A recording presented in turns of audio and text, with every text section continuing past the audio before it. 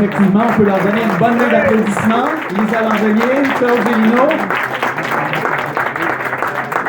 Étrangers venus de terres lointaines, amis de toujours, soyez les bienvenus parmi nous pour cette fête d'entrée de notre petit et grand Émile. Nous avons intitulé cette présentation à la communauté « Émile chez les Normadour », ces hommes du Nord qui, nés sur d'étroits amas de terre et de roches, prirent les flots et, forts de leur courage, parcoururent le monde. Cette présentation d'Émile prendra donc la forme d'un périple partant des terres scandinaves de la Scandia vers l'ouest à travers l'Atlantique jusqu'au royaume du Saguenay-Lac-Saint-Jean, puis plus vers le sud, vers l'île de Montréal et finalement pour se terminer ici, à Eastman, bercé par les couleurs chatoyantes de l'automne que j'imagine vous avez pu admirer en venant.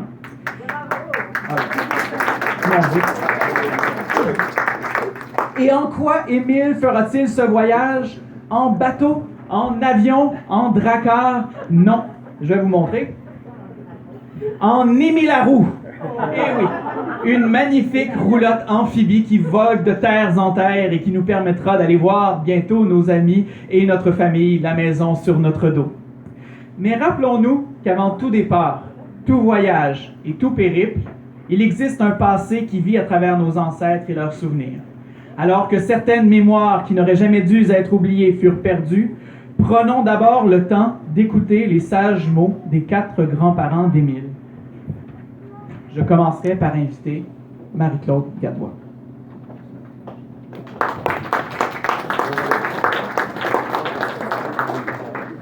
Mon aïeul, Joseph Van Dendegg, dit Gatebois, est devenu Gadbois, est né en 1653 à Bruxelles, en Belgique. Il épousa Louise Chalifour à Beauport. Quelques siècles plus tard, leur union permit la naissance de mon père, Fernand Gadbois, qui se maria lors d'un premier mariage avec Suzanne Lessard. Naquirent mon frère Sylvain et moi. En secondes noces, Fernand épousa Françoise Gilbert, qui donna naissance à ma sœur Dominique et à mon frère Frédéric. Soulignons qu'Émile est le premier arrière-petit-enfant de Françoise. Avec mes 2 enfants, Véronique et Simon, ma famille s'est élargie avec mon union avec Guy Lemelin et ma belle-fille Jessica.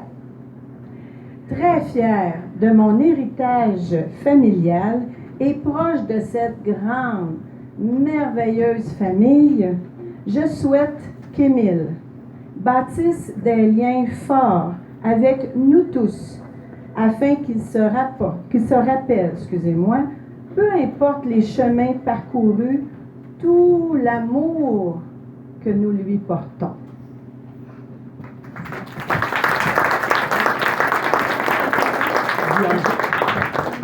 J'invite Guy Anger.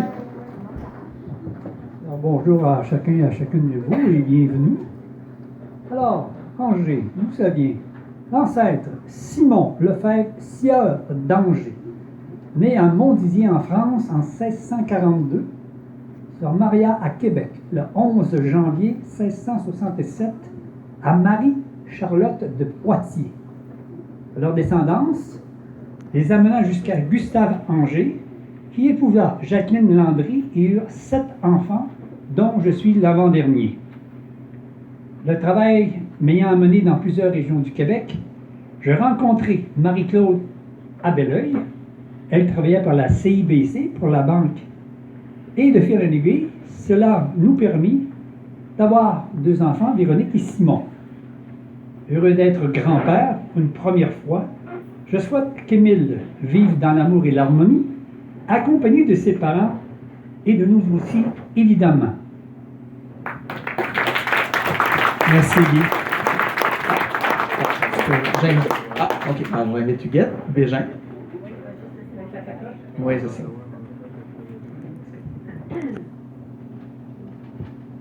Bon, Jacques Bégin naquit en 1606 à Honfleur, en Normandie. Il arriva à Lauzon en 1655 avec son fils Louis. 7 générations plus tard, Jean Bégin rencontra ma mère Fleurette Villeneuve lors d'une partie de tennis. Ils eurent 3 enfants, dont je suis l'aînée. Je souhaitais avoir une grande famille, mais je me considère choyée d'avoir donné naissance à Olivier. Et je suis ravie que ma famille s'agrandisse pour faire place à Émile. Merci beaucoup. Et le dernier, non le moindre, Charles Cahouet.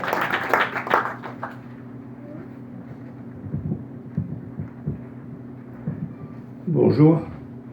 Alors, Pierre Cahouet, on prononçait Cahouet à l'époque, on écrivait Cahouet, est né à Landerneau, c'est-à-dire au nord de la Bretagne, en France en 1669.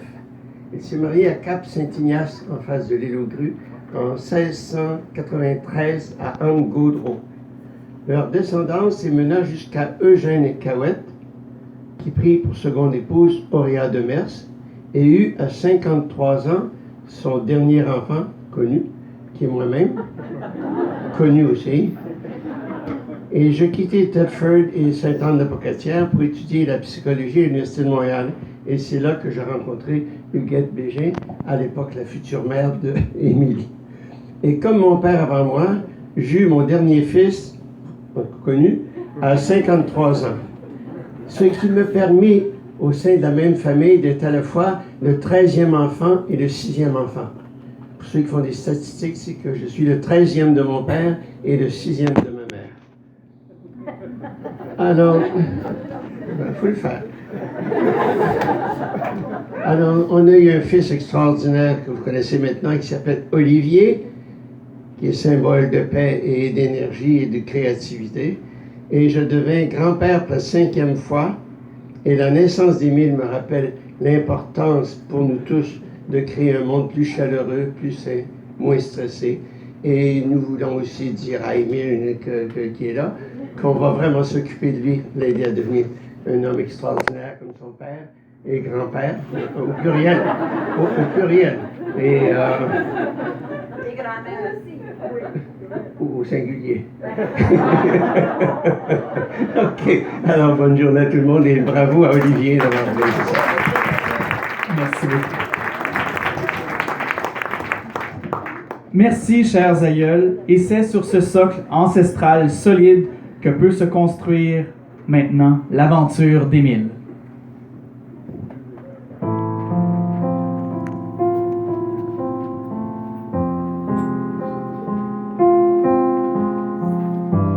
Avant la création du monde existait l'espace infini de la poésie. C'est grâce à la plume d'Olivier et au lancement d'un recueil de poèmes que mon cœur et celui de Véronique se mirent à battre à l'unisson. 7 ans plus tard, en 2014, Véronique et moi-même prîmes notre envol pour des terres qui bordent la frontière du cercle arctique, là où la nuit hivernale est éternelle, tout comme le soleil en été. Pour les peuples du Nord, le cosmos fut créé par la rencontre des rivières glacées du Nord et de l'air chaud venu du Sud. De cette rencontre naquirent des géants, des dieux et Yggdrasil, un gigantesque frêne qui relie tous les mondes et duquel émerge la connaissance. C'est en quête de découverte et surtout de réponses que nous parcourûmes les mondes scandinaves.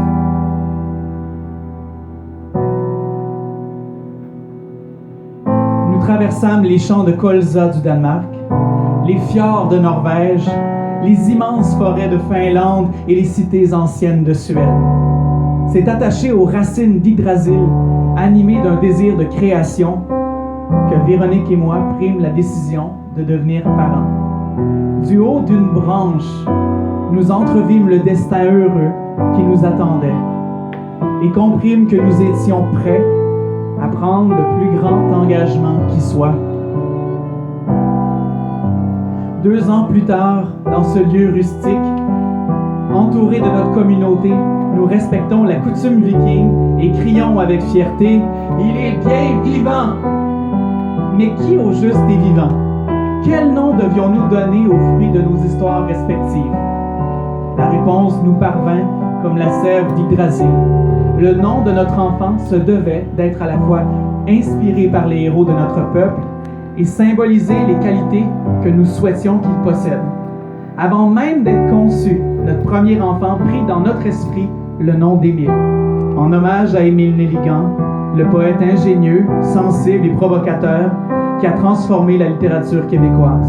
Comme lui, nous souhaitons qu'Émile Bégin trouve sa voix, qu'il fasse briller son unicité et qu'il sache toucher le cœur de ses semblables. Le souffle d'Émile prit donc racine dans le pays des Vikings, et comme ces grands explorateurs, Émile, qui vivait alors dans nos quêtes et nos cœurs, prit le large vers l'ouest, là où la vie l'attendait.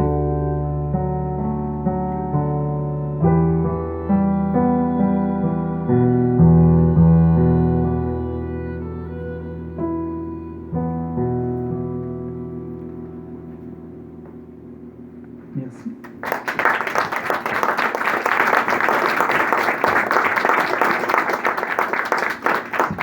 Comme vous le savez, les Vikings furent des marins et conquérants redoutables. Des traces de leur passage subsistent un peu partout, dont évidemment dans le nord de la France. Pour souhaiter bon voyage et bonne chance à Émile, Arca, ma nièce, et la marraine, une des deux marraines d'Émile, ainsi que son copain Glenn, breton de naissance, vont nous interpréter une chanson en breton qu'ils ont enregistrée et qu'ils m'ont envoyée par Internet. Donc, je vous la fais jouer à l'instant. Michel Miquel.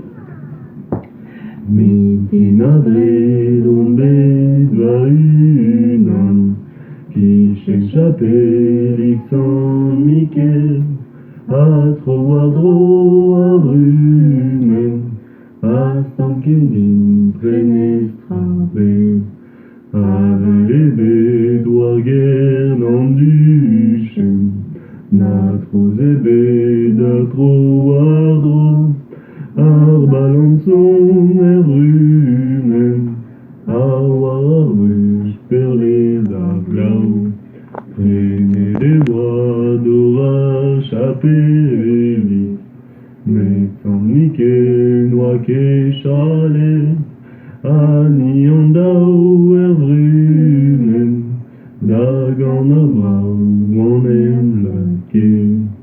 Mikelame davado kana, guerdivar benon armé, soudadet dal verrumen, et pepcona menevare.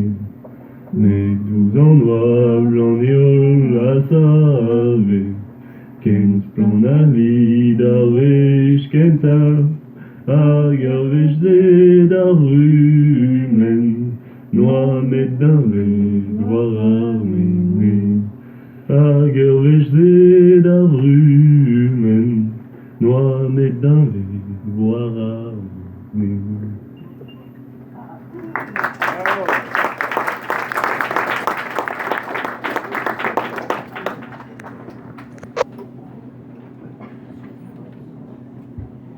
Partant à l'exploration de son monde, Émile décida de suivre le chemin du soleil et de faire cap vers l'ouest. Il navigua ainsi sur la mer du Nord et l'océan Atlantique jusqu'au golfe du Saint-Laurent. De là, il suivit les baleines et les belugas, puis remonta l'estuaire maritime du Saint-Laurent. Après un long moment, il remarqua que les belugas se dirigeaient vers l'embouchure d'une rivière. C'est alors que le regard d'Émile se porta sur les fjords du Saguenay, un peu plus petits que ceux de la Norvège, mais tout aussi majestueux. Il décida alors de suivre ce cours d'eau promettant de si beaux paysages. Alors que la nuit s'annonçait, Émile décida d'accoster l'Émile-Laroux dans un petit port appartenant au village de Sainte-Rose-du-Nord. Il y fit la rencontre de deux joyeux villageois qui, surpris de rencontrer un étranger, lui racontèrent la fabuleuse histoire du royaume du Saguenay-Lac-Saint-Jean. Ce faisant, ils lui expliquèrent le drapeau du Saguenay-Lac-Saint-Jean. D'ailleurs, j'invite Guy à venir porter le drapeau. Guy Lemelin. Guy Lemelin. Un Guy. Et les deux sont dans la même région. Un drapeau datant de 1938. et dire à Émile que ce drapeau résumait très bien les éléments qui ont forgé l'histoire de cette région. Le vert, pour la forêt, une grande richesse.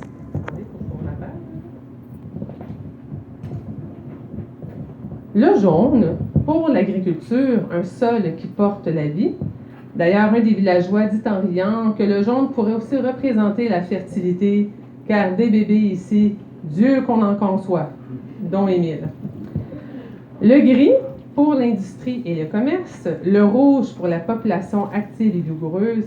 Et la croix, pour la grande présence de la religion à l'époque. Émile, ravi, demanda s'il n'y avait pas une chanson caractéristique de la région. Les deux villageois se levèrent et invitèrent les autres passants sur le quai d'entonner l'hymne du Saguenay-Lac-Saint-Jean. Alors, j'invite tous ceux et celles qui sont du Saguenay-Lac-Saint-Jean ou qui ont sont descendants du Saguenay-Lac-Saint-Jean de se lever et de chanter avec nous l'hymne.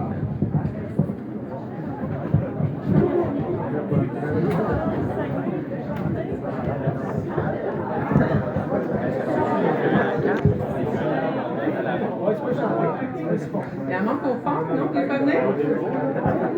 Hein? OK. Ah, ben c'est ça. Ça va bien aussi.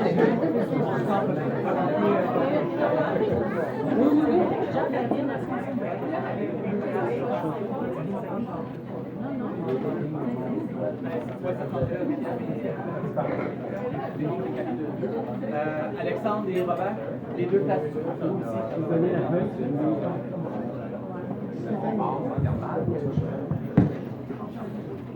On est prêts.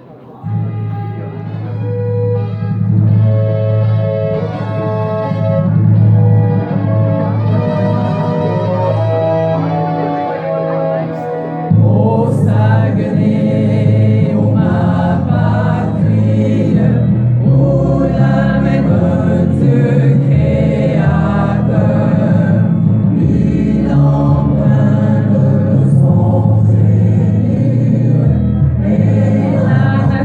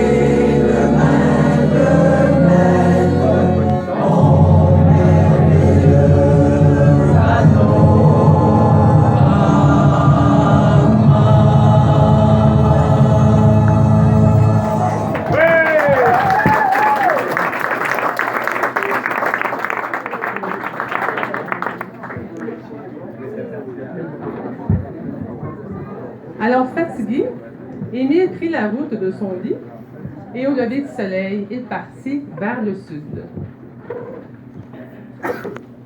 Petite pause technique. J'avais pas moyen de me payer un technicien.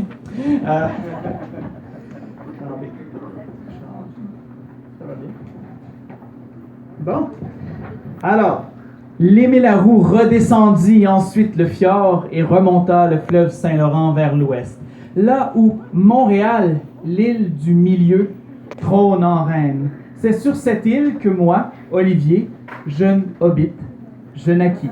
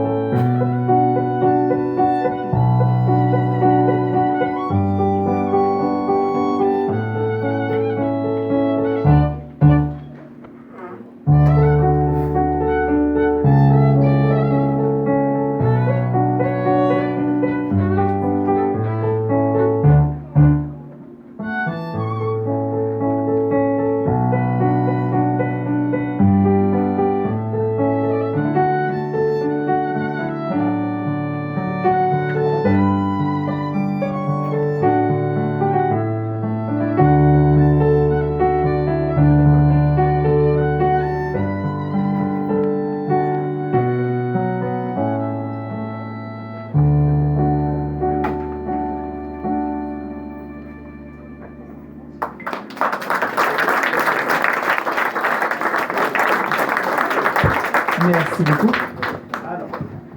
C'est dans ce monde fantastique, pluriel et diversifié que le périple d'Émile prit une tournure inattendue. Voyez-vous, dans des temps immémoriaux, 5 anneaux de pouvoir furent forgés dans les flammes du Mont-Royal.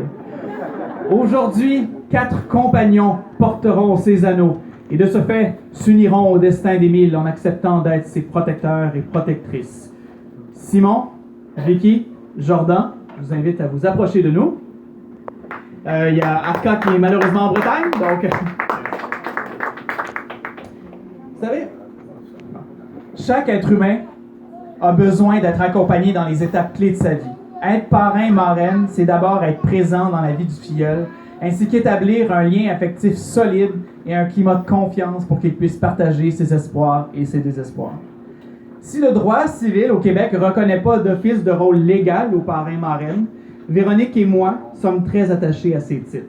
Peut-être parce qu'on a eu la chance d'avoir des parrains, des marraines très aimantes qui nous ont marqués, tous les deux. Alors, en plus du lien affectif évident de cette fonction, nous avons voulu redonner à ce titre ses lettres de noblesse et son caractère légal. Devant notaire, Véronique et moi, on vous a donné en fait des droits légaux envers nous et envers notre enfant. afin de sceller cette alliance, de vous rappeler vos droits et vos devoirs et de garder toujours avec vous la présence d'Émile, je vais vous inviter à passer à votre doigt l'anneau qui, pour vous, représente votre rôle auprès d'Émile. Alors, Véronique, je pense que tu as celui de Jordan. Moi, j'ai celui de Vicky. Simon a le sien.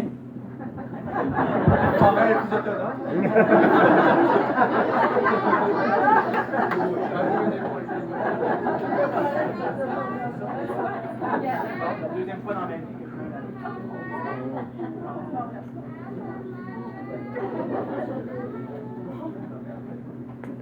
Bon, alors, je suis toujours prêt. Oui. Alors, je vous invite maintenant, à tour de rôle, à brièvement expliquer comment vous concevez votre rôle auprès d'Émile. On the spot. Émile.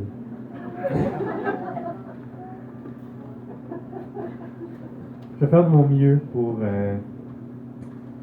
t'offrir sanctuaire des attentes et des projections que le monde t'impose.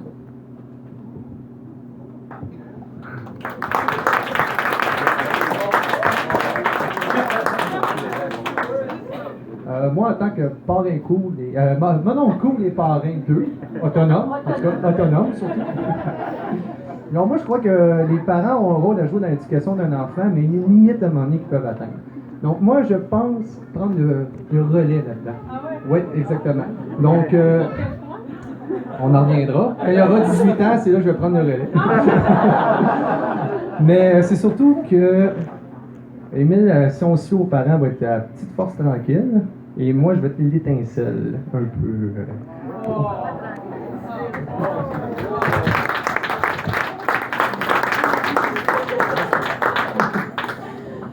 Ben pour toi, Émile, moi, qu'est-ce que je m'engage à faire envers toi, c'est toujours bien t'habiller et il n'aura pas d'ITS. Tu n'auras pas d'ITS. Merci beaucoup. Mais en plus de ces 4 anneaux de la sagesse, de la curiosité, de la ruse et de la force, il existe un 5e anneau.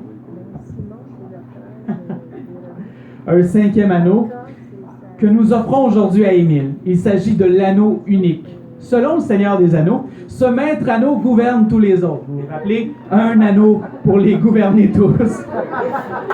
Ok, j'ai ça rond à côté, c'est bon. Et il revient à Émile, descendant hobbit du côté de son père, de porter cet anneau. Véronique, peux-tu donner l'anneau à Émile? Véronique? Alors.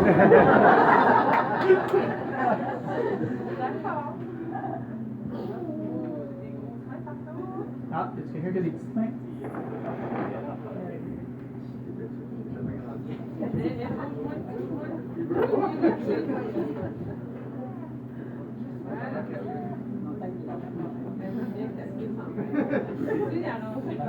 Au moins une photo, puis après ça.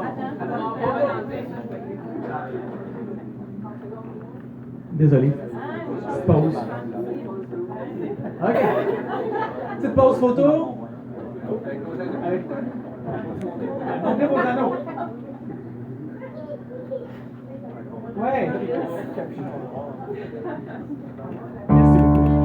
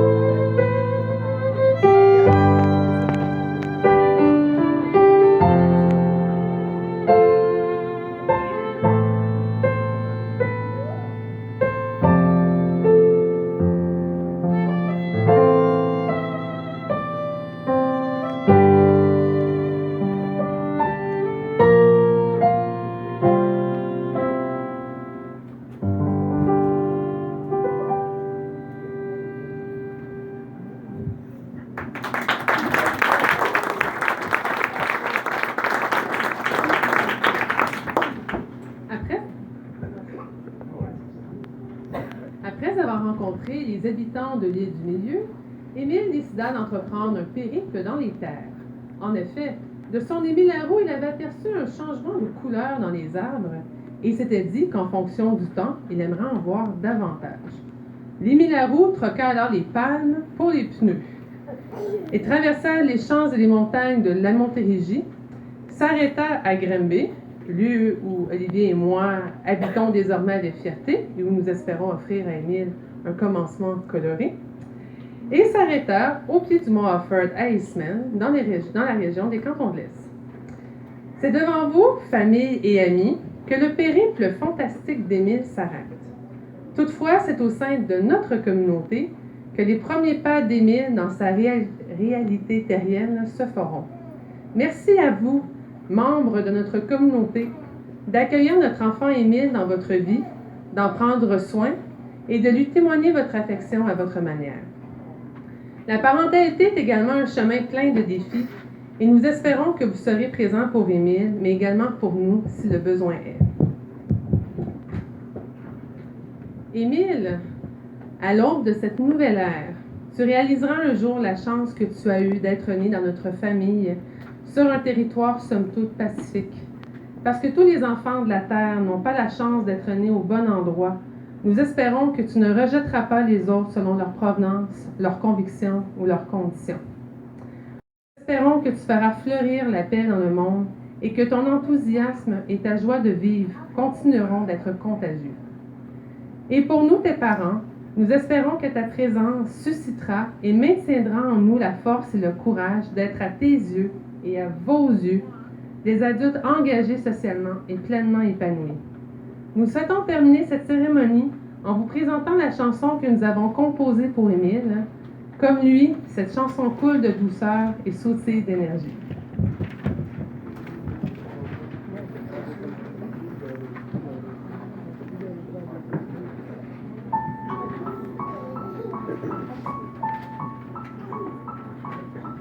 Tu en as fait des mille, mon petit Émile, pour atterrir sur ton île et rencontrer ta famille.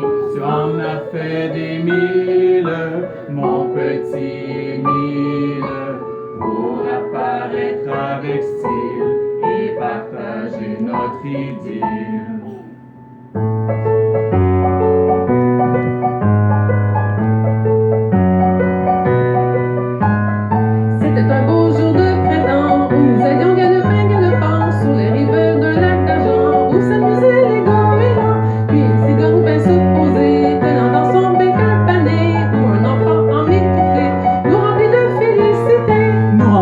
Félicité, nous remplis de félicité. Tu en as fait des mots. Tu en as fait des mille, mon petit Émile, pour atterrir sur ton île et rencontrer ta famille. Tu en as fait des mille, mon petit pour apparaître avec style et partager notre idylle.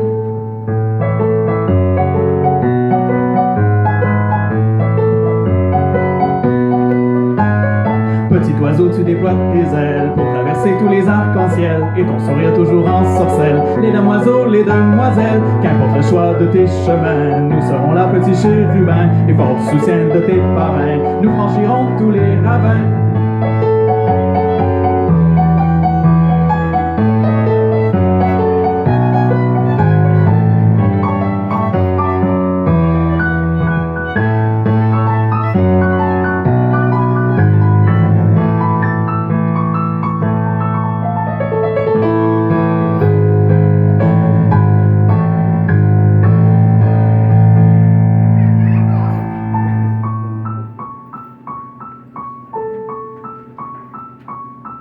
Tu en as fait des mille, mon petit Émile, pour atterrir sur ton île et rencontrer ta famille. Tu en as fait des mille, mon petit Émile, pour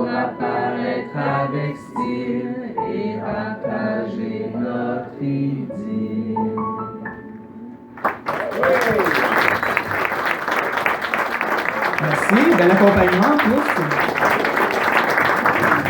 Merci Lisa, merci Claude. C'est maintenant le temps de festoyer. Alors, dans les baptêmes vikings, le sacrifice d'un animal était à la fois le signe de respect pour les morts et synonyme de partage avec la communauté. Rassurez-vous, nous n'avons pas sacrifié aucun animal, enfin nous-mêmes. Mais il y aura un délicieux porc qui a été cuit pendant 24 heures pour vous, un bon méchoui. Aussi, il y a un mou de pomme de la région qui va vous être servi très bientôt. Mais avant de passer au cocktail et de jaser entre nous, on aimerait ça peut-être prendre une grande photo de famille. Fait que dans le fond, si Virginie, tu peux te mettre ici, puis nous autres, tout le monde, on va aller se mettre, on va essayer de rentrer tous 80 personnes là-dedans. Là-dedans, là. Oh oui, les petits en avant.